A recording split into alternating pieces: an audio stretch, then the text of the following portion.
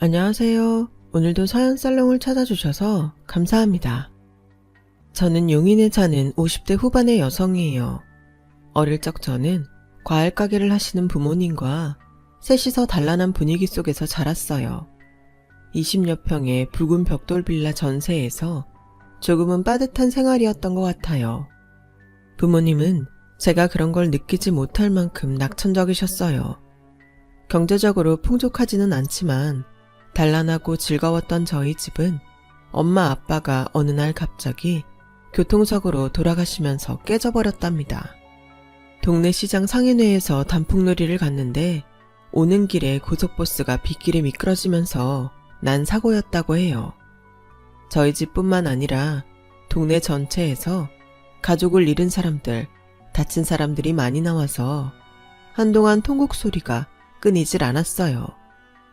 졸지에 혼자가 된 저는 엄마의 여동생인 이모와 살게 됐어요.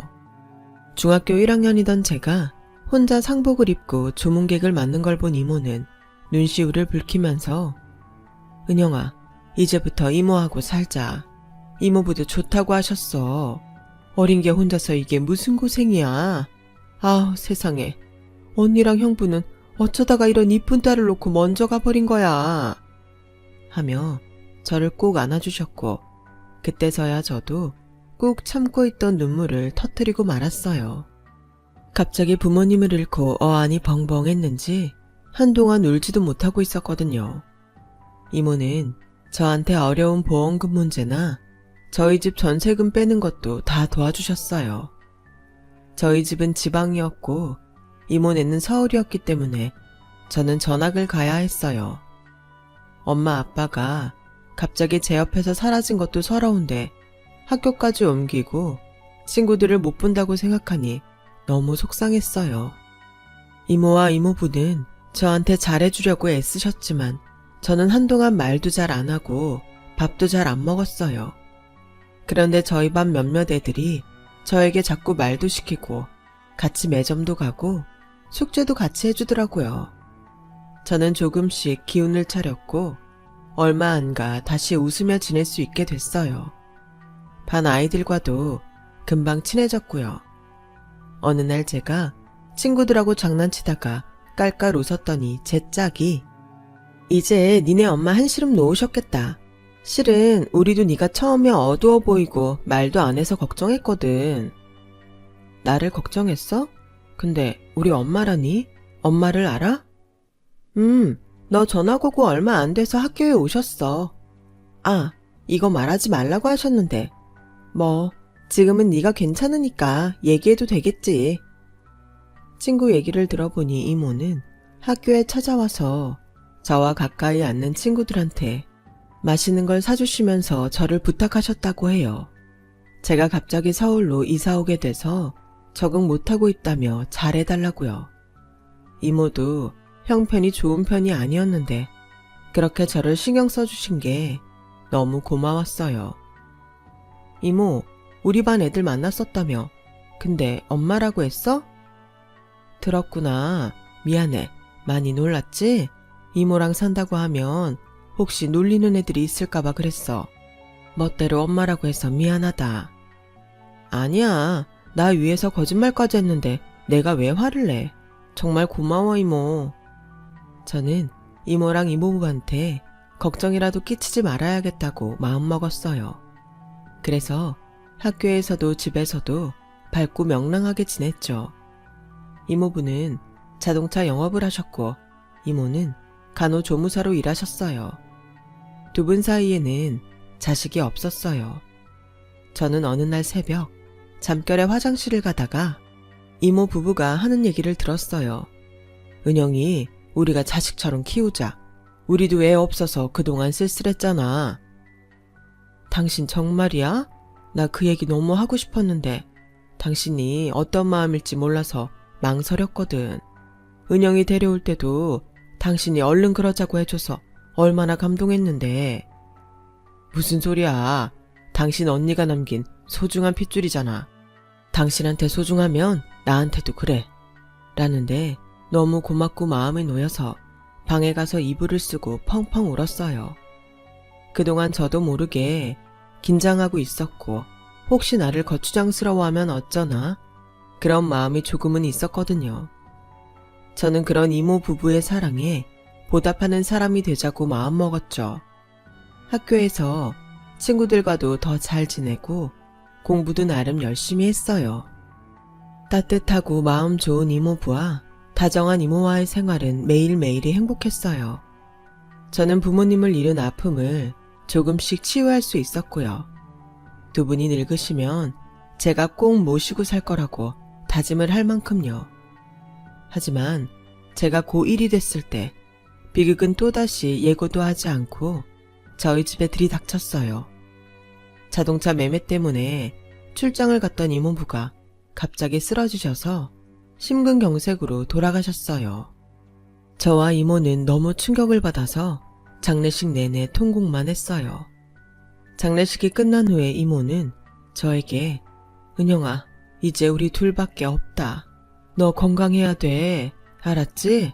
너까지 없으면 나 살아갈 희망이 없어. 나 건강해 이모. 걱정하지 마. 이모도 건강 잘 챙겨. 이모야말로 나 두고 빨리 가면 안 돼. 내가 이모 꼭 호강시켜 줄게. 저는 혼자 고생하시는 이모를 위해 얼른 돈을 벌어야겠다고 생각했고 고등학교를 졸업하자마자 유명한 한정식 레스토랑에 취직했어요. 이모는 제가 대학에 가길 바랐지만 저희 형편을 생각하면 그럴 수 없었어요. 제가 공부를 엄청 잘했다면 모를까 그것도 아니었거든요. 그래서 빨리 돈을 벌 수 있는 길을 택하기로 했죠. 다행히 저를 좋게 봐주신 담임선생님 소개로 일자리를 얻게 됐어요. 저는 주방장님이 양념을 하고 음식 밑간을 할 때마다 어깨 너머로 열심히 보고 속으로 다 외워뒀다가 하루 일이 다 끝나고 나면 아무도 없는 주방에 남아서 혼자 실습하곤 했어요. 평균 4시간 못 자면서도 그렇게 끈기 있게 했더니 밑반찬 담당이 됐고 가정식과 궁중요리 자격증 시험을 다 한 번에 붙게 되더라고요. 그렇게 5년여의 노력 끝에 저는 드디어 제 식당을 낼 수 있는 미천을 마련하게 되었어요. 레스토랑을 나와서 조그마한 가게를 얻었죠. 회사가 많은 동네였기 때문에 저는 집밥을 먹는 느낌을 주려고 했어요. 찌개나 국 위주의 메뉴를 짜고 반찬을 다른 식당들과 차별했죠. 그동안 한정식 레스토랑에서 배웠던 걸 더 대중적인 재료로 바꿔서 응용했어요. 진미채 볶음 하나를 해도 다른 식당들과 양념을 조금 색다르게 했고요. 식사가 다 끝나면 작은 종이컵에 여름에는 오미자 음료, 겨울에는 수정과를 줬더니 그게 직장인들 취향에 완전 딱 맞아 떨어졌어요. 식당은 문을 열고 6개월이 채 안 돼서 점심시간, 저녁시간이면 사람들로 북적거렸어요.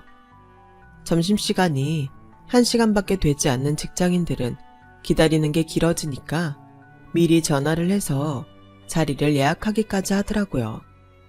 저희 집은 어딘가 고급스러우면서도 깔끔하고 적절한 가격이라고 소문이 났어요. 그렇게 하기를 1년 반. 저는 27이라는 나이에 가게를 확장하고 직원 수도 늘린 어엿한 맛집의 젊은 사장이 되었답니다. 재오픈을 하던 날 이모가 아주 큰 행운목을 선물해 주셨어요. 저는 이모에게 친구분들과 다녀오시라고 2박 3일 제주도 특급 호텔과 렌트카에 운전사까지 전부 예약을 해서 보내드렸어요. 너 가게도 확장하느라 돈 많이 썼을 텐데 너무 무리한 거 아니야? 아니야 이모. 나 이제 이 정도 할 능력은 돼. 걱정하지 말고 다녀와. 가서 친구분들이랑 재밌게 놀다 와. 내가 자식복은 없어도 조카복이 있구나. 라며 너무 좋아하셨어요. 저는 이모 호강시켜드리겠다고 한 약속을 지금부터 지킬 수 있겠다 생각했죠. 당시 저는 지인의 소개로 한 남자를 만나고 있었는데 그 남자는 제게 꽤 호감을 갖고 있는 눈치였어요. 그 사람도 부모님이 일찍 돌아가셨고 자영업을 해서 자기 건물을 가진 사람이었어요. 그래서 더 마음이 갔고 또 사업 수완도 괜찮아 보였죠. 은영씨, 나랑 살면 내가 사업도 더 잘되게 외주할 수 있는데 지금 이 정도 규모로 만족할 거 아니잖아요. 우리 같이 힘 합쳐서 전국적으로 유명한 가게 만들어 봅시다. 지금 그 말 저한테 결혼하자고 하는 거 맞죠? 네, 맞아요. 제가 좀 성격이 아기자기한 말을 못해서 이렇게밖에 표현을 못하네요. 결혼해요. 우리 그래서 정말 잘 살아봐요. 글쎄요. 저도 동규씨 좋아하고 오래 보고 싶어요. 근데 좀 더 이모하고 같이 있는 시간을 갖고 싶은 것도 사실이에요. 그럼 저 거절한 건 아니죠? 저 기다릴 수 있어요. 그러니까 다시 생각하고 얘기해요. 이모는 제 말을 듣고 좋은 사람이면 얼른 결혼하라고 하셨어요. 이모는 나 그렇게 빨리 보내고 싶어. 난 이제 이모 좀 편히 모실 수 있게 돼서 더 같이 있고 싶은데. 아우, 됐어. 젊은 애가 왜 자꾸 늙은이 하고 있으려고 그래. 맨날 일만 하느라 또래들이랑 어울려보지도 못했잖아. 이제 좀 즐기면서 살아. 결혼해서 알콩달콩 사는 거 재미야. 나하고는 결혼하고도 여행도 가고 하고 싶은 거 할 수 있잖아.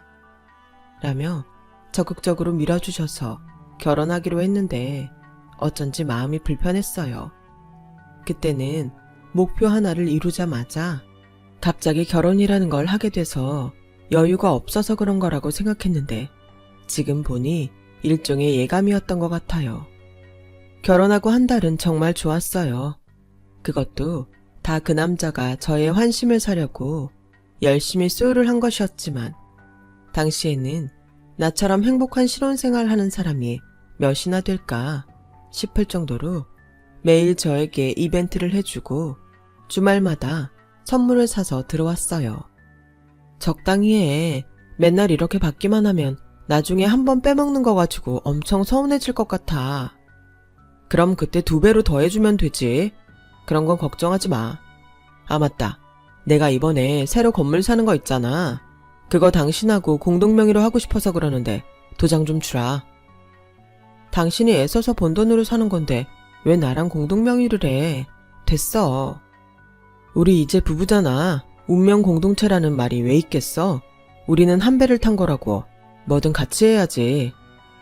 저는 그 남자가 보여준 행동들이 있었기 때문에 저 말도 진심이라고 생각했어요. 솔직히 어떤 남자들은 부인이 돈 쓰는 거 눈치 준다는 얘기도 들었는데 건물을 공동명의로 한다니 너무 감동이었죠.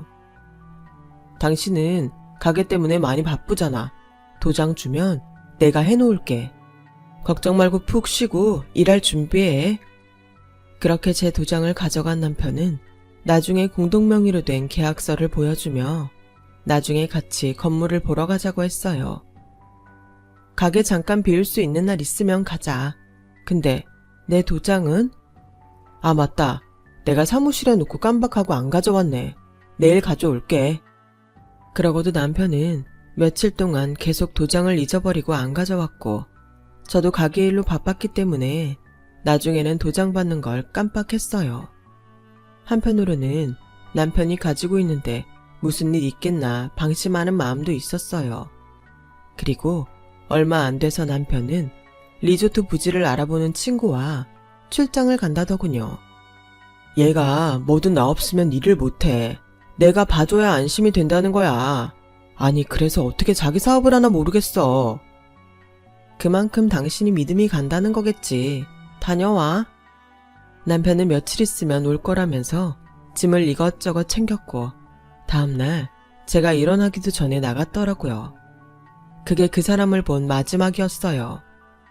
다음날 저희 가게에 웬 화려한 생김새의 여자가 저를 찾아왔어요. 당신 이동진 알지? 그게 누군데요? 그리고 누구세요? 저는 다짜고짜 반말하는 그 여자에게 까칠하게 말했죠.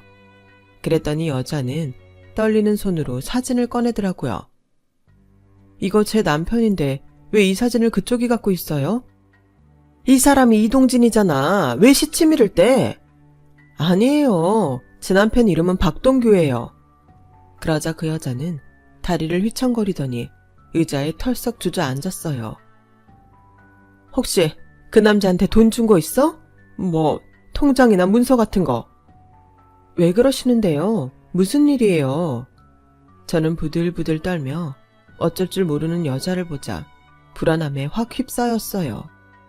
그놈 사기꾼이야. 나랑 결혼해서 통장이고 뭐고 다 공동명의로 만든 다음에 홀랑 다 빼먹고 갔다고. 그제야 저는 도장을 준 게 생각났고 부랴부랴 가서 건물 문서를 찾았어요. 그리고 그 건물을 찾아갔는데 주인이 따로 있더라고요. 문서는 가짜였어요.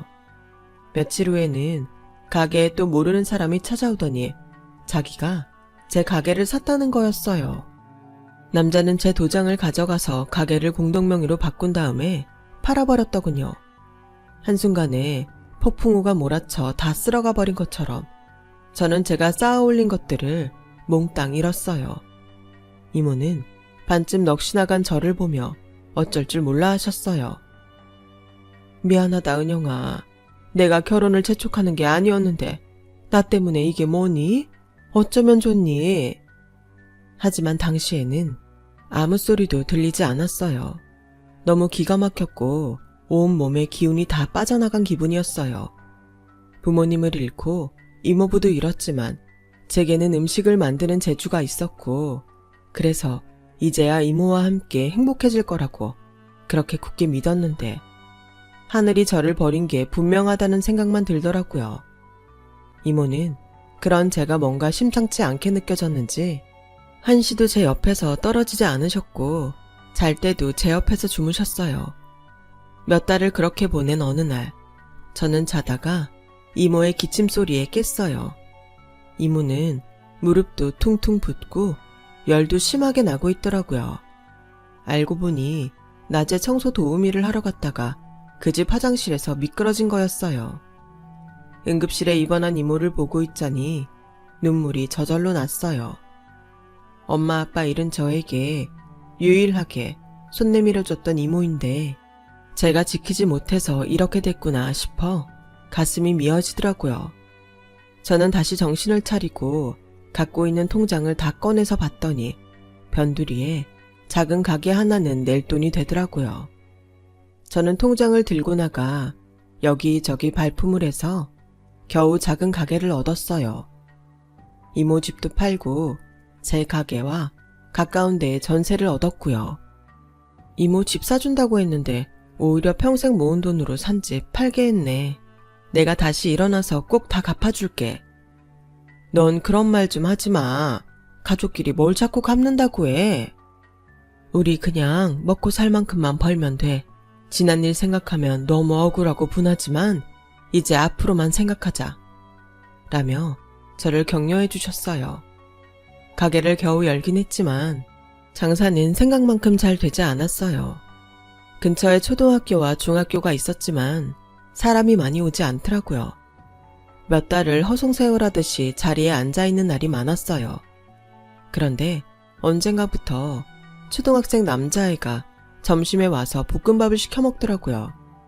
처음에는 그런가 보다 했는데 주말을 제외하고 주 5일은 꼬박 와서 볶음밥을 먹는 거였어요. 나중에 너무 궁금해서 물어보니 할머니와 둘이 있다고 하더라고요. 할머니가 다쳐서 병원에 입원해 있어서 밥을 못 하시는데 주말에는 병원에 계속 할머니와 있다는 거였어요. 할머니는 얼마나 더 입원하셔야 되는데? 2주 더 있어야 된대요. 그럼 이제 우리 가게에 그냥 와. 그리고 주말에 병원 가기 전에 꼭 오고. 꼭이다.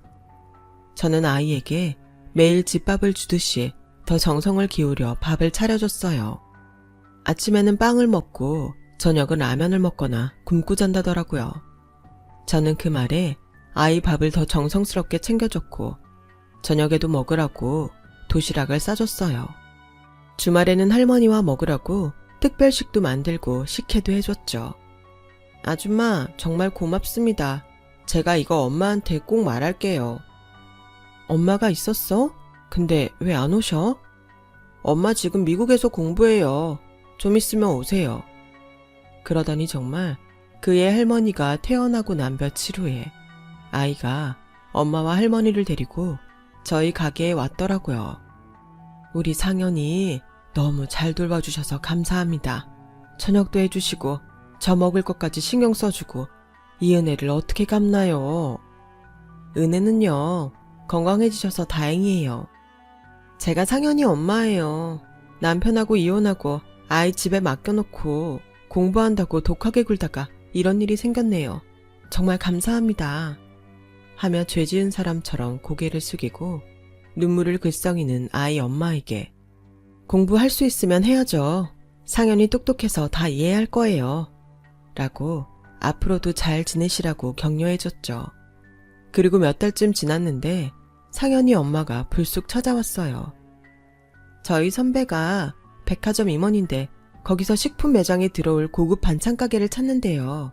제가 은영씨 추천했어요. 보니까 그냥 이런 변두리 동네에서 팔솜씨가 아니에요. 제가 정말 이렇게라도 보답하고 싶어서 그러니까 꼭 가보세요. 저는 그렇게 고급 백화점 식품 매장 한 구석에서 반찬을 팔게 됐어요. 그리고 제가 만든 밑반찬들이 완전히 히트를 쳐서 그 동네 아파트 아줌마들 인기 상품이 됐어요. 매대도 구석에서 중앙 쪽으로 옮기고 반찬도 밑반찬 위주에서 고기, 생선, 탕, 국으로 점점 범위를 넓혔어요.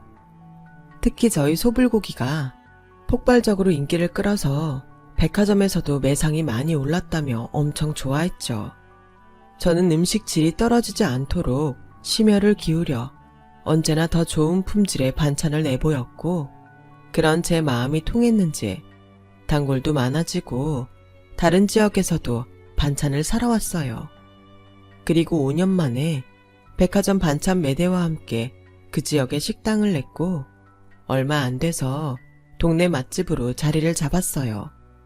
정말 사람 일 어떻게 될지 모른다고 하더니 저는 한 10년 새에 완전히 롤러코스터를 탄 기분이었어요. 어느 날 백화점 매대를 들렀다가 가게에 오는데 어떤 사람이 번거지 모자 같은 걸 푹 눌러쓰고 동네를 두리번거리더라고요. 그리고 건너편 가게와 저희 가게를 번갈아 보더니 잠시 서 있다가 모자를 벗고 저희 가게로 들어가는데 저는 정말 심장이 멎는 줄 알았어요. 바로 예전에 제 가게를 팔고 사라졌던 그 남자였거든요. 저는 떨리는 몸을 겨우 진정시키고 심호흡을 하며 가게로 들어섰어요. 그 남자는 예전에 저를 만났을 때처럼 아주 당당한 태도로 서서 여기 사장님 계세요. 제가 맛집 블로거인데 제 블로그에 소개 좀 하려고요. 저는 바로 그 남자 뒤에서 목을 붙잡고 야 이 새끼야, 네가 여기가 어디라고 와? 주방장님, 매니저, 이놈 잡아요. 얼른! 제 말에 기운 좋은 주방장과 매니저가 달려와 양쪽에서 남자를 붙잡았고 놀란 남자는 노으라고 소리를 지르다가 저를 보고는 완전 벙찐 표정을 짓더라고요. 아니, 어떻게 여기에? 어떻게? 여기가 내 가게다. 왜? 또 무슨 사기를 치려고? 매니저, 112에 당장 신고해요. 악질 사기꾼 잡았다고. 여보, 아니 윤영씨, 잠깐 내 얘기 좀. 여보 좋아하시네. 너 나 말고도 다른 여자 둘이나 더 결혼하고 다 돈만 빼먹고 사라졌더라. 너 오늘 나한테 죽어봐. 어떻게 뻔뻔하게 서울 시내를 돌아다닐 생각을 해? 그때는 사정이 있었어. 사정은? 사기꾼한테 무슨 사정이 있다고? 저는 그 남자와 경찰서로 같이 갔어요. 남자는 아예 제 앞에 무릎을 꿇고서 싹싹 빌면서 제발 처벌하지 말아달라고 했지만 저는 집행유예라도 꼭 나오게 해달라고 하고 변호사를 선임했죠. 남자는 여러 건의 사기를 치고 그 돈을 다 들고 캐나다로 갔다고 해요. 거기서 흥청망청 하느라 그 많은 돈을 탕진하고는 한국에 돌아와 블로거를 하면서 맛집들을 상대로 돈을 뜯어내고 있었어요. 저 말고도 여러 건의 고소가 들어와 있었는데 요리조리 잘 빠져나가서 그동안 처벌을 받지 않았다더군요. 그 남자는 결국 징역 1년 6개월을 선고받았고 제 앞에서 눈물을 뚝뚝 흘리며 선처를 받았지만 저는 들어주지 않았어요. 이모도 그 남자 판결이 나오던 날에 일부러 법원에 가서 형을 선고받는 걸 보고 성에 차지는 않아도 벌을 받으니 마음이 나아졌다고 하시더라고요. 그랬던 게 벌써 20여 년 전 일이네요. 저는 결혼에 두려움이 생겨 한동안 이모와 지내다가 50이 돼서 차별한 남자를 만나 조촐한 식을 올리고 함께 살게 되었답니다. 이모는 저희 아파트 맞은편 동에 살고 계세요. 요즘 다리가 많이 불편해지셨는데 그거 말고는 건강하시니 얼마나 다행인지요. 이제 60을 코앞에 두고 예전 일을 떠올려 보니 사람은 좋은 일을 하면 반드시 그만큼 돌려받는다는 걸 알겠네요. 제 얘기 들어주신 분들 모두 행복하시고요. 가정에 항상 좋은 일만 있기를 제가 간절히 바라고 빌겠습니다. 감사합니다.